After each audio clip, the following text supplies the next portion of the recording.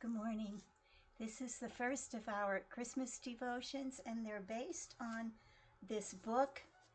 It's called The Greatest Gift. It's backwards, but it's by Ann Voskamp. It's a wonderful book. So that's what we're going to be going through as we go through this study. And I do want to make one comment about where you're going to find these studies. I had been posting them on my Facebook page as well as on our church's Ladies Love and Pray page. But we're going to just start. I'll post it on Facebook. I'll post the link on Facebook. The videos are actually going to be on YouTube, but I'll post the link on Facebook so you can just click on Facebook and go right to it. But I found that, with YouTube, I think it'll just be easier to get to for everybody than having to scroll down to try and find things on Facebook.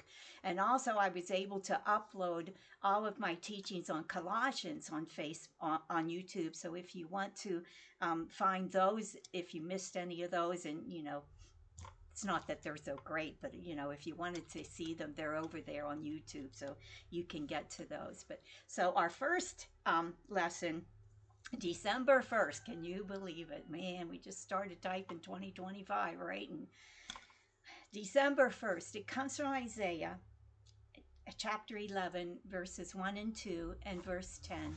It says, "A shoot will come up out of the stump of Jesse. From his roots, a branch will bear fruit. The Spirit of the Lord will rest on him, the Spirit of wisdom and of understanding, the Spirit of counsel and of power, the Spirit of knowledge and of the fear of the Lord. And in that day, the root of Jesse will stand as a banner for the peoples. The nations will rally to him, and his place of rest will be glorious." So it's talking about the stump of Jesse. Some of you may be asking, well, who is Jesse? I think most of us are familiar with the story of David in the Bible. He was the shepherd boy who killed the giant Goliath, and then God made him king. Jesse was his father. So, but David had a heart to follow God. That's what the Bible tells us. When he was a shepherd boy, it talks about how he would play his harp and he would write all these songs and just worship the Lord. A lot of the songs that are written in the book of Psalms were written by David, just beautiful worship songs. He loved the Lord. He loved to be in the presence of the Lord. And so God honored him and told him that of David's kingdom, there would always be someone on the throne. Someone would always be king of Israel, of Judah, that came from David's lineage. And that's what this is talking about when it talks about the stump of Jesse, because at this time when Isaiah wrote this, there is still somebody from the family of David on the throne, but pretty soon there's not going to be, and that's what we're talking about. We go back in time to when Isaiah wrote this prophecy. When Isaiah wrote this, it was during a time when Assyria was attacking Israel and Judah. We know those were two nations by this time. They had split up. Israel was in the north and Judah was in the south. Israel was 10 tribes. The tribe of Judah was basically Judah and Benjamin together. But Assyria, they were bad people, bad characters, and they were attacking. They were trying to attack the whole world, take over the whole world, and they were attacking Israel at this time when Isaiah wrote this. And in fact, they were conquered. Israel was conquered by Assyria, and that was the end of the Israelite nation. Now, Judah is another story, but Israel was about to be conquered by Assyria when Isaiah is writing this. And Isaiah is pouring his heart out. If you read the book, Isaiah is pouring his heart out to these people, saying, turn to the Lord, seek his face. He might yet have mercy on you. But the people wouldn't. They wanted to continue in their evil ways, and they refused to go back. And so that's why God allowed Assyria to conquer them. And after Israel would be conquered, Judah would be next on the list. Again, Judah is where David ruled from. That's where his descendants were kings. And again, God had promised David that descendants would rule forever. And eventually, we know just a few hundred years later, Babylon came and conquered Judah and took their king from the line of David as a prisoner.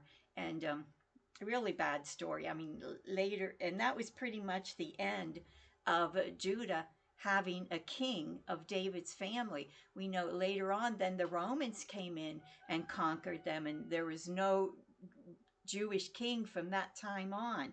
So that, that promise to God that David would always have someone sitting on the throne, it looked like it had been broken, doesn't it?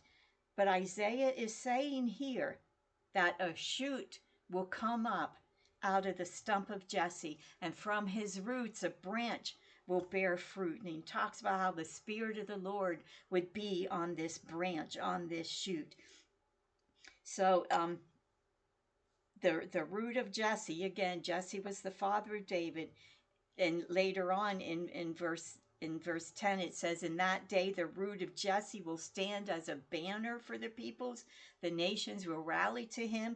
So that root of Jesse, that root was going to be a banner. Now what does that mean? A banner was something that was on a pole, and it would be placed on a hill during battle. It would be like a rally call, a signal for the troops to go into battle. Or it was also used to summon the nations to come home, to come back home. And Isaiah is saying that when that root of Jesse stands as a banner, that flag waving, that the nations would rally to that flag, to that banner, in order to have a glorious place of rest. Don't you love that? That's what that verse says. The root of Jesse will stand as a banner for the peoples. The nations will rally to him, and his place of rest will be glorious. So we see the prophecy, but how is that fulfilled in Jesus? Well, the fact is that Jesus was a part of the lineage of David, both on Mary's side and also on his earthly father's side, Joseph, which really didn't matter, but for the world to understand that, if they would look at that, they would see that Jesus came from David's lineage. We know again that Jesus lived during the time that the Romans were ruling over Judah, so there were no Israelite kings there. There hadn't been an Israelite king for a while, but we see that Jesus is the root of Jesse. He is the offspring of David, and we see Jesus as fulfilling that promise, even though it looked like it had been broken, that the stump had been cut down. I mean, let's face it, a stump can be pretty discouraging, but there's no life in a dead stump. But there is a shoot that comes out of that deadness. Don't you love that?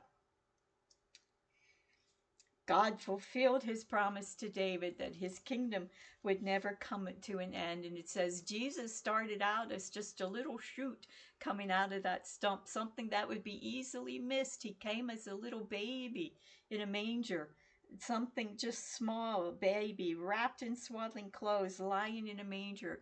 But from that shoot, he became a branch, and it says a branch will bear fruit. He became that branch, and during Jesus's ministry here on earth, many looked to him as the Messiah. Many accepted him as their Savior. And after his death and resurrection, many of his followers were spread throughout the world, and they told the message of Christ. They told the gospel message, and many people followed them, and they shared the gospel everywhere they went. So we see that shoot, that live shoot that came out of that dead stump, it became a branch that bore much fruit. And we know that the Spirit of the Lord was on Jesus. He had the spirit of wisdom and understanding, the spirit of counsel and power, the spirit of knowledge, the spirit of the fear of the Lord. And one day, Jesus will stand as a banner. He's going to come back. He's going to stand as a banner, and he's going to bring his people out of many nations and gather them to a place of glorious rest. Now, how does that apply to us today? In her book, Anne encourages us that even though sometimes our dreams, our hopes, sometimes they seem to be been cut down and dead. Sometimes that they're represented by that seemingly broken promise to David that his kingdom would be an everlasting kingdom. Sometimes we feel like our dreams have died, that there's no hope for them. But Anne says that, we need to still look for that small shoot. We need to look for that little thing that reminds us that that tree still exists. That dream is still there. The hope is still there. You may have been praying for something for years and years and years. Don't give up. Don't give up. Martz Graham, she prayed for her husband to get saved for 40, 50 years, and finally, just about a year before he died, um, Mart's dad was able to lead him to the Lord in salvation. So after all those years, he finally came to the Lord. And I know another gentleman that his family came to the church for years that we pastored, and he would never accept Christ until shortly before he died. He was in the hospital, and my husband, asked him, he said his name. He said, are you ready to accept the Lord yet? And the guy said, yes, I am. And Marty led him in the sinner's prayer, and it was just a few days after that he passed away, and how his family was able to rejoice because they knew that he was in heaven. So don't ever give up. Don't ever quit praying for your loved ones. Don't ever give up on your dreams, on your hopes. That hope is still alive.